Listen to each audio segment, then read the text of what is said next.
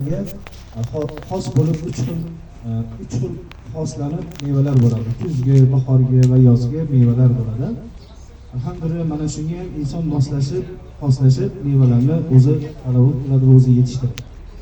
Va shunday diyorlar borki, mana shu 4 xil fasl ularda yo'q, lekin ammo ana shu diyorlarda ham Alloh taolo o'zi nazar qilib, Alloh taolo o'zi alohida bir mevalari bor.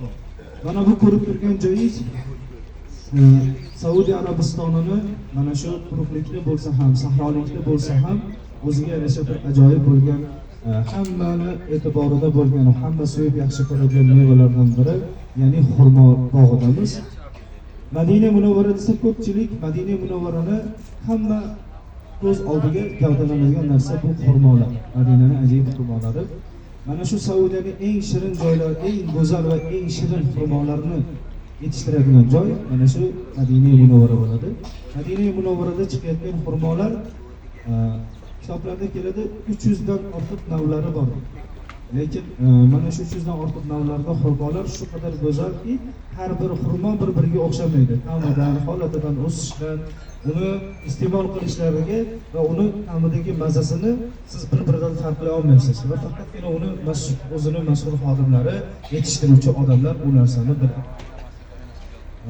Hojonalar, hoshtoqalar bunda xurmoning inson uchun foydali taraflari va muborak dinimizda bu narsaga alohida e'tibor qilinganligi va suyukligimiz Habibimiz ham bu haqida alohida o'zini rivoyatlari va hadislari bor. Ozgina sizlarga bu narsani tushuntirib o'tamiz.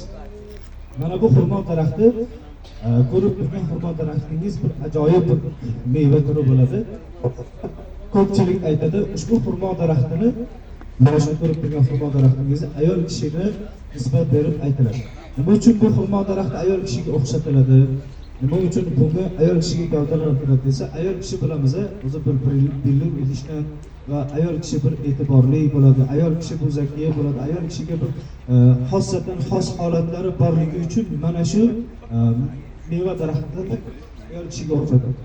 Nima uchun ayol kishiga o'xshatadi desak, bu xurmo daraxti meva beradi. Meva berishidan oldin o'zini jufti bo'ladi. To'g'rimi? Har bir narsa, masalan, yer yuzida Alloh taolo shunaqangi buyuk zotki, har bir narsani, har bir mahluqotni, har bir jonzotni Alloh taolo hammasini o'zini jufti bilan yaratdi.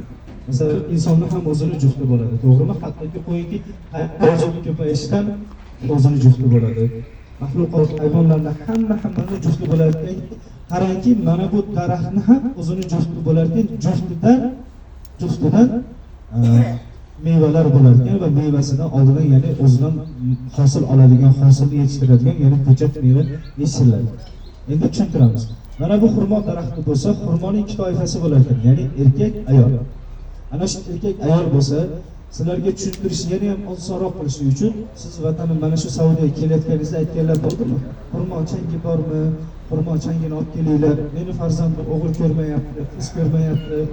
Shu xurmo changini olib kelsanglar, niyat qilib ana shu narsani ishlatamiz deganlar bo'ldimi? Endi qarang. Endi sizga mana shu xurmo changi, mana bu ayol xurmo bo'lsa, oldida har 2-3 ta urg'ochini oldida, ya'ni erkak xurmo qo'yiladi. Erkak xurmo, ayol xurmo meva berishligi uchun o'zini changlantirib beradi. Va mana shu changlantirganning holatida ayol xurmolari, ya'ni mana shu xurmolar, ya'ni ana shu changlardan olib kichkina g'o'zalardan qilib turib bu mevaga kirishlikka yordam beradi. Alloh taoloning qarang, chiroqlar. Ya'ni erkak xurmo bo'lishligi kerak ekan. Erkak xurmo o'zini changlaridan changlantirib ayol xurmoga beradi. Va ayol xurmo ana shundan g'o'zalar olib kichkina mayda donchalardan olib hozirgi sizni yeydigan katta xurmolarni yetishtirib beradi. Bu birinchi tarafi. Endi ikkinchi tarafi, nima uchun yana xurmoni ayol kishiga o'xshatadi desa, xurmo ayol kishiga o'xshatganligi, mana bu tarafda ko'ryapsizmi? Mana bu kichkina xurmo. Mana ikkita katta xurmo ko'ryapsiz, mana. Ikkita katta xurmo, oldida kichkina xurmo ko'ryapsizmi?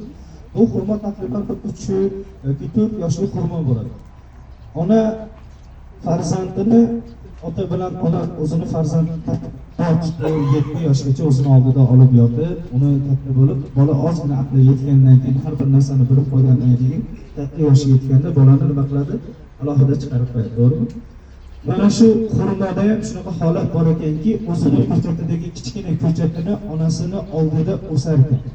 Ma'lum bir yoshga yetgandan keyin xurmoni alohida ajratib, ko'chatini ajratib o'rtaga